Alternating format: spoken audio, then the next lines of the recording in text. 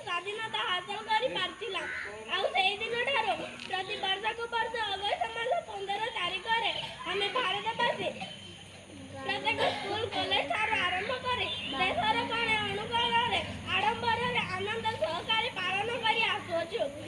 आम देश भारत को स्वाधीनता आनिबा निमंते अनेक वीर पुरुष माने थिले यथा सुभाष चंद्र बोस, लाल बहादुर शास्त्री, पंडित जवाहरलाल नेहरू, महात्मा गांधी, बाजीराव एवं रानी लक्ष्मीबाई एमानक यथेष्ट अवदान रही।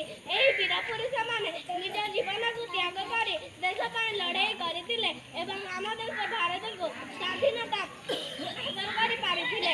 सेही दिन ठारो भारतवासी जातीय पताका उत्तोलन करे, जातीय संगीत गान करे, वीर पुरुष मानक बलिदान को स्मरण करने उद्देश्य रे अगस्त 15 तारिख को स्वाधीनता दिवस रूपे प्रतिपालन करी आसुछु।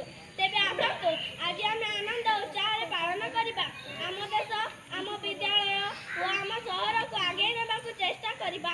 एतिकी कहि मोर भाषण को शेष करूछि। जय हिंद, जय भारत, भारत माता की जय।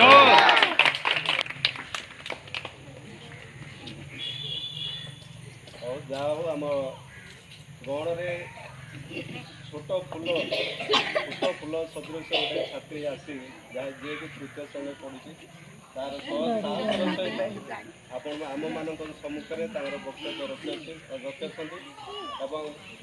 आम मान स्वाधीनता दिवस विषय प्रांजल भाव जन अनुष्ठान तरफ विशेष धन्यवाद एवं से भाषण को शुणी पिलार साहस को देखी आम अनुष्ठान प्रधान शिक्षक पुरस्कार 500 टंका मुद्रा।